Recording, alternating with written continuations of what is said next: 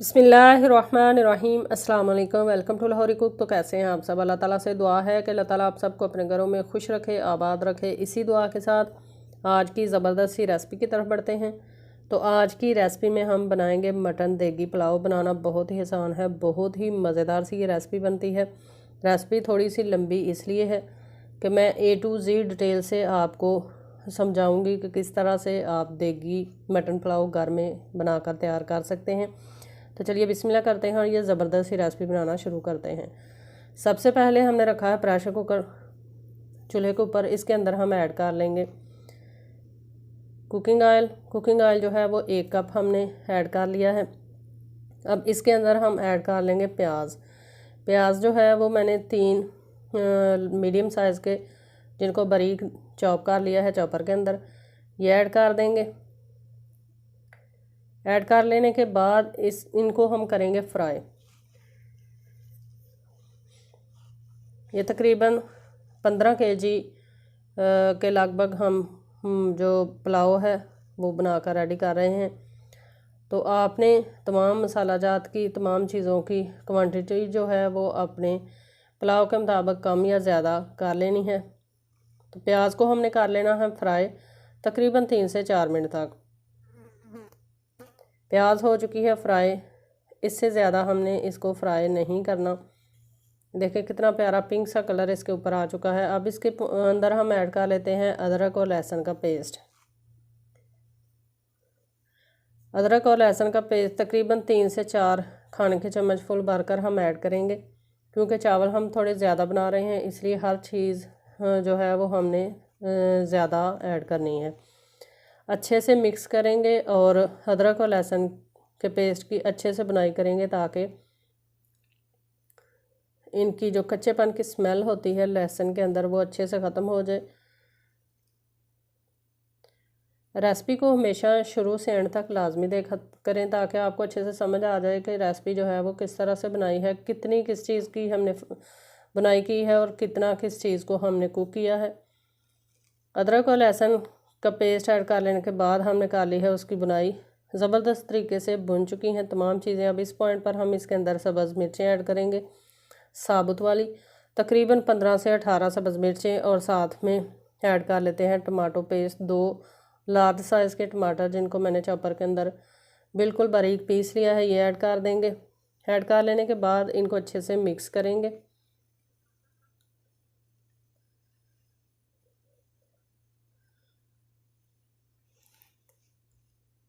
इसमें मज़ीद हमने मसाला जो है इस पॉइंट पर ऐड नहीं करना है। सिर्फ इसके अंदर हम ऐड करेंगे नमक। नमक जो है वो 2 खाने के चम्मच फुल भरकर हम ऐड कर लेते हैं। अगर हमें मज़ीद ज़रूरत पड़ी तो जब हम चावल कुक करने लगेंगे तो उस वक्त हम नमक मज़ीद ऐड कर लेंगे। अच्छे से इसकी बुनाई कर लेते हैं। तो मसाला जो है वो अच्छे से भुन चुका है, आप देख सकते हैं ज़बरदस्त तरीके से। ये देखें टोटली कुकिंग ऑयल जो है वो मसाले से अलग हो चुका है। अब इस पॉइंट पर हम इसके अंदर ऐड करेंगे मटन। मटन जो है वो हमारा है 4 kg यानी 4 किलो है। उसको अच्छे से हमने धोकर रखा हुआ था ताकि उसका एक्स्ट्रा पानी जो है वो नुचड़ जाए। तो साफ़ सुथरा बकरे का 4 kg गोश्त जो है वो हम ऐड कर लेते हैं मसाले के अंदर।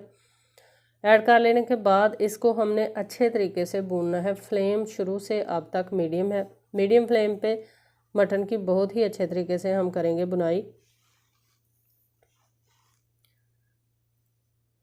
गोश्त जो है वो चाहे मटन हो, चाहे बीफ हो, चाहे चिकन हो, उसके अंदर से एक ख़ास स्मेल होती है उसके अंदर, इसलिए उसकी बहुत ही अच्छे तरीके से बुनाई किया करें ताकि आपकी रेसिपी से कच्चेपन की जो स्मेल होती है गोश्त की वो बिल्कुल भी ना आए। अगर वो स्मेल बाकी रहे तो खाने वालों को बिल्कुल भी मज़ा नहीं आएगा, बल्कि आपकी सारी की सारी मेहनत और सारी रेसिपी जो है वो ज़ाया हो जाएगी।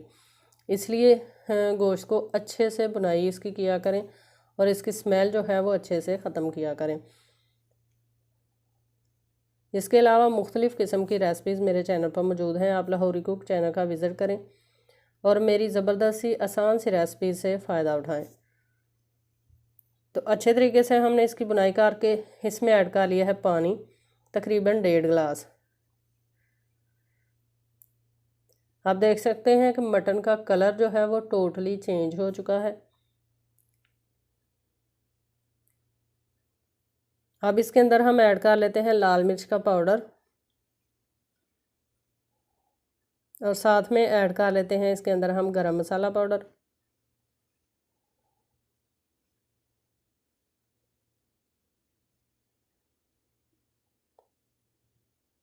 اور ساتھ میں ایڈ کر لیتے ہیں آدھا ساشے بریانی کے مسالے کا، اور پھر سے اچھے سے ان کو مکس کریں گے۔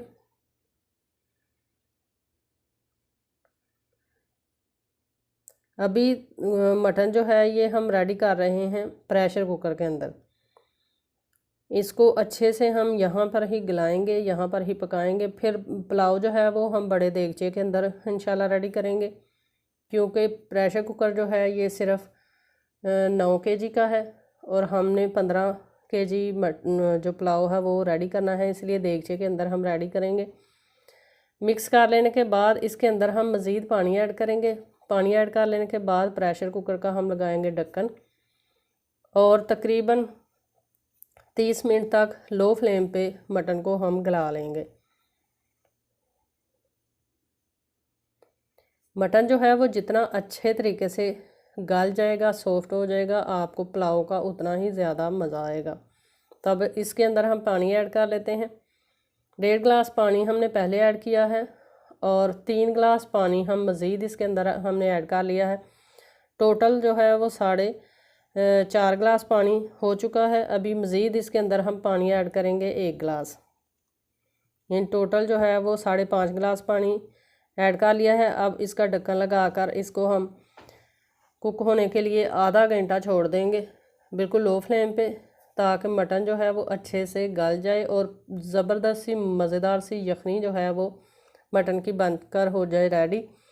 یخنی جتنی اچھی آپ کی ریڈی ہوگی، مٹن جو ہے مٹن پلاؤ اتنا ہی زیادہ مزیدار بنے گا۔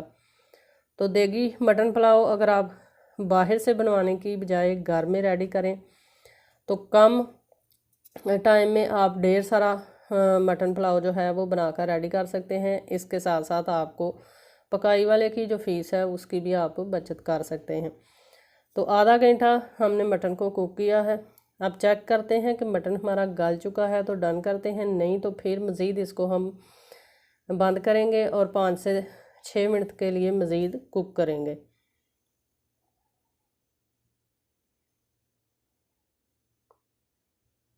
پہلے لیتے ہیں ایک ہڈی والی بوٹی اور وہ چیک کر لیتے ہیں۔ تو ماشاءاللہ مٹن جو ہے وہ ہمارا زبردست طریقے سے گل چکا ہے، سافٹ ہو چکا ہے۔ ایک گول بوٹی لے لیتے ہیں بغیر ہڈی کے، وہ بھی چیک کر لیتے ہیں۔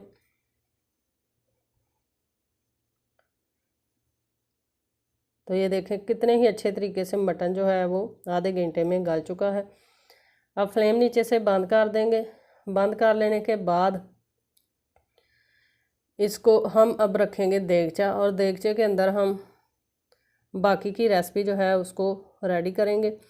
یخنی بھی بالکل مزیدار سی ریڈی ہو چکی ہے اور مٹن بھی گل چکا ہے۔ تو اب رکھتے ہیں دیگچہ چولہے کے اوپر۔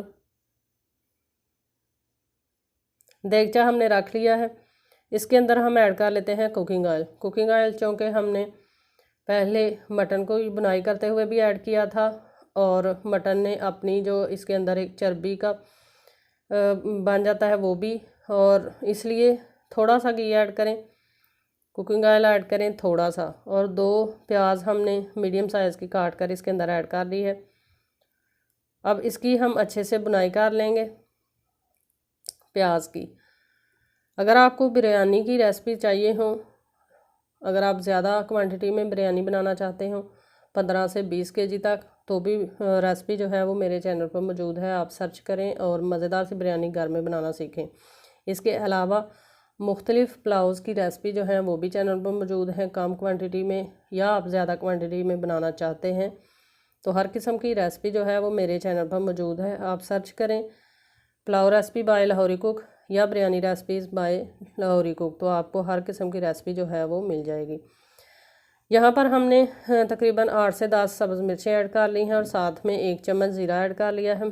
इसको हम फ्राई करेंगे तकरीबन आधा मिनट तक, और फिर इसके अंदर हम थोड़ा सा पानी ऐड करेंगे ताकि मज़ीद प्याज जो है वो जले नहीं।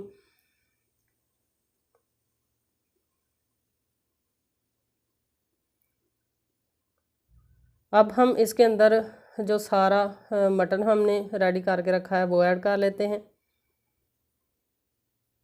तो मटन हमने ऐड कर लिया है देगचे के अंदर।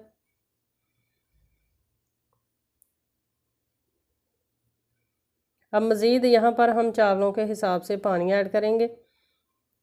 चावल जो हैं वो तकरीबन हमारे हैं 4 से 4.5 kg बासमती के चावल हैं हमारे। तो पानी हमने ऐड कर लिया है। अब देगचे को ढक्कन लगाएंगे और अच्छे से बॉयल होने तक कुक करेंगे। तो पानी में अच्छा सा बॉयल आ चुका है। अब इस पॉइंट पर नमक चेक कर लें। अगर आपको नमक कम लगे तो मज़ीद आप नमक ऐड कर सकते हैं।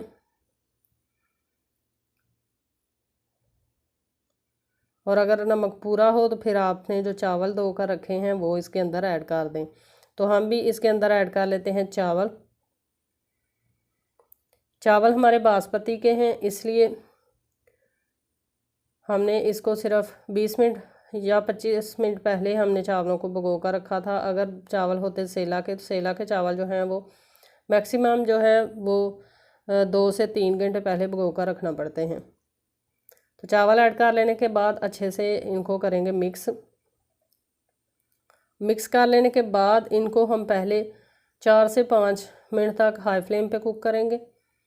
उसके बाद हमने कितना इसको कुक करना है, कितनी फ्लेम रखनी है और दम जो है वो कितना लगाना है वो भी मैं साथ साथ बताती हूँ आपको। इसलिए मैं कहती हूँ कि रेसिपी जो है वो हमेशा शुरू से एंड तक आप लाजमी देखा करें ताकि आपको अच्छे से समझ आ जाए। तो अच्छे से हमने मिक्स कर लिया है। अब इसको ढक कर तकरीबन 5 मिनट कुक करेंगे। तो चावलों को 5 मिनट हमने हाई फ्लेम पे कुक कर लिया है। आप देख सकते हैं कि तकरीबन 75% पानी जो है वो खुश्क हो चुका है। ये देखें, बिल्कुल पानी जो है इसके अंदर थोड़ा सा रह गया है, इसलिए ज़्यादा चमचा इस टाइम पे हमने नहीं चलाना। बिल्कुल हल्के हाथों से इसको इस तरह से सेट करेंगे। और अब इसको हम ढक कर शुरू के 3 मिनट जो हैं वो मीडियम फ्लेम रखेंगे, 3 से 4 मिनट, और फिर इसके ऊपर हम ढक्कन लगाकर फ्लेम जो है वो नीचे से बिल्कुल लो फ्लेम कर देंगे, दम वाली फ्लेम। तो दम वाली फ्लेम पर इसको हम तकरीबन 20 मिनट तक दम लगाएंगे। और इस दौरान जितनी देर दम लगा हो चावलों को उतनी देर ना तो इसका ढक्कन हटाएं और ना ही इसमें चम्मच चलाएं। जितना आप इस पॉइंट पर चम्मच चलाएंगे उतने ही आपके चावल जो हैं वो टूटेंगे, शेप आप चावल जो हैं वो लूज़ कर देंगे। तो तकरीबन 20 मिनट हो चुके हैं दम लगे हुए।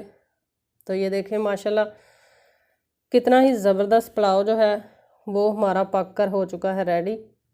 ये देखें एक एक चावल जो है वो खिला हुआ और अलग अलग है, ना तो चावल कच्चे हैं और ना ही चावल आपस में जुड़े हैं। और ये देखें कितने ही ज़बरदस्त तरीके से हमारा मटन देगी पुलाव जो है वो बनकर हो चुका है रेडी।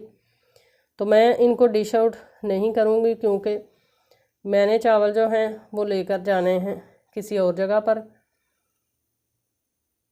इस वजह से मैं इनको डिश आउट किए बगैर ही आपको दिखा देती हूँ। ये देखें ज़बरदस्त तरीके से हमारा पुलाव जो है वो बनकर हो चुका है रेडी।